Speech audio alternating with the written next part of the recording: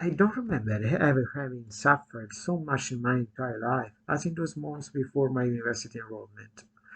I have already said that the latter didn't even seem to me an option to be considered at the end of my school years. I was condemned to an ecclesiastical life without even having a precise idea of how I had fallen into that suffocating trap, universal, dark, and without any possibility of appeal. To tell the truth, my parents asked me several times if that was really my will. I replied absently, even irritated. Of course I had to be what I wanted. Wasn't I born for this? In the end, my mother seemed to resign herself and accept the idea, since this would have meant for me entering a sufficiently protective environment where someone else, perhaps more prepared and able to understand me, would take care of me. I was sorry to leave my room, that little world protected from the outside that I had enjoyed for so few years, was suddenly about to be stolen again by entering the seminary. But what to do? To ask to her for help? A final foothold consisted in the fact that maybe I would have found myself really well among other boys with my same vocation. I had never even talked to a priest in my life. The one who celebrated Mass on Sunday was a distant and almost mythical figure for me. I didn't invite him because neither did I believe he was a bad person.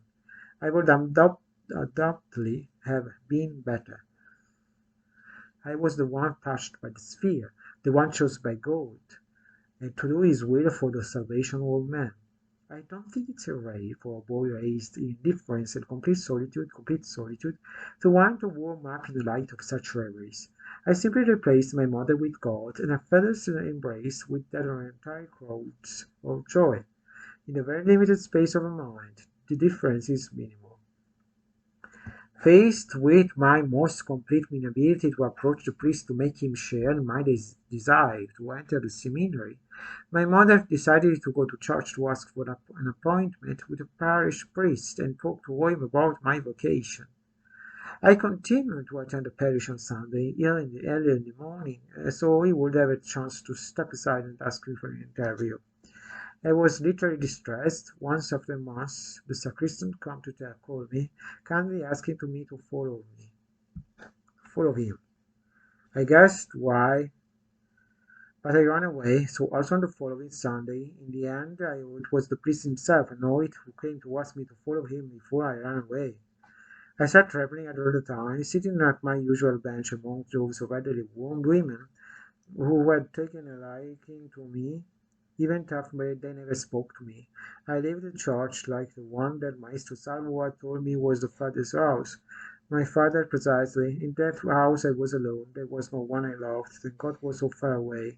So, Raphael, your mother told me about this desire of yours. How long have you felt you have received your vocation?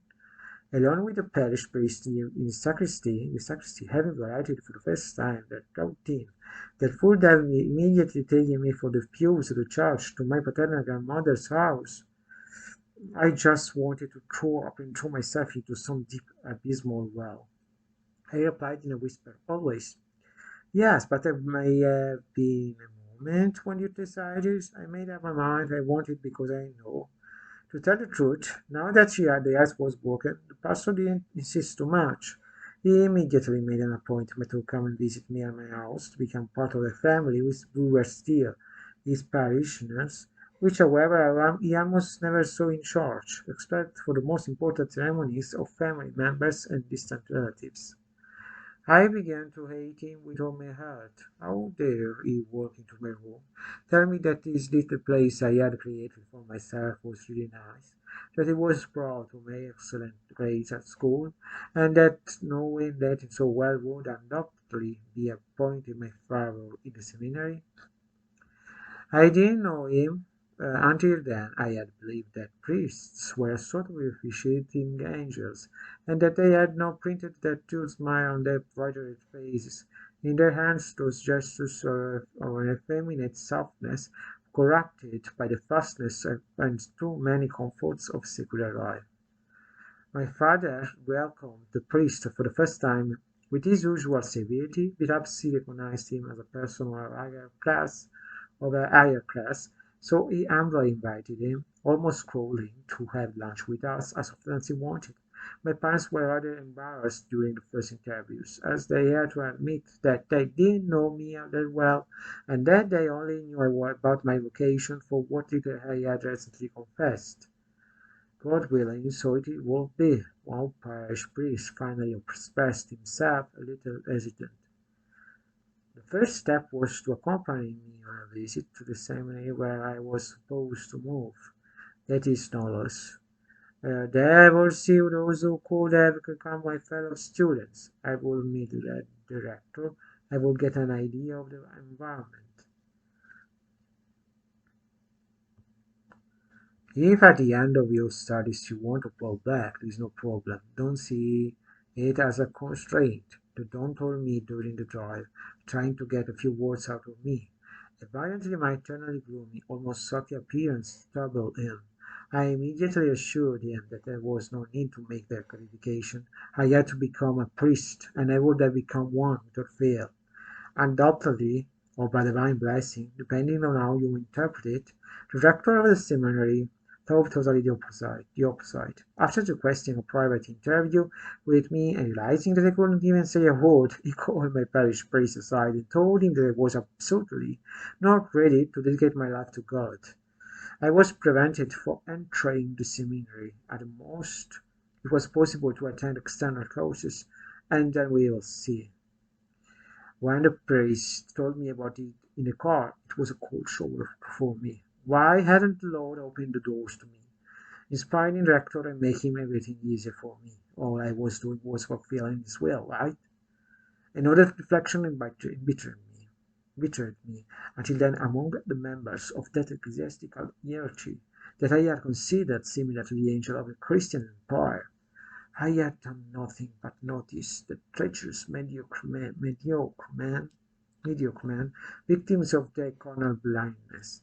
The language of universal faith was not spoken through their mouths. Only attention was paid to the career in the word of the church, to the fees, to a probable connection with the Roman courier. I said myself once again, I saw myself once again lost. What would become of me now? Who were those seminarians who had been introduced to me by the priest? And who had greeted me smiling and helpful, but also so clumsy and in some cases so much younger than me, suddenly back home with mine. It was as if someone had ripped off a blindfold from my eyes. I don't want to hear about this anymore. I don't want to go to the seminary. I don't even want to go to Mass on Sunday anymore. I mimicked to my parents. I had not yet recovered from my speech with them. After all the time I lost among priests and parishes, my father could not help but express his untethered disappointment with me. Both of my parents must have gotten used to it. I didn't even know what I wanted, so it was better if I had stayed at home from then on, doing nothing. Already, stay at home. September would come soon, and no longer had a school to attend. Teachers who would testify to me as esteemed, brilliant, questioning to a good professorship.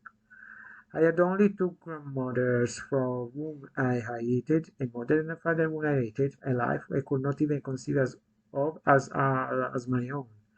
I was suffering terribly, and for the first time I began to wish I had the courage to commit suicide.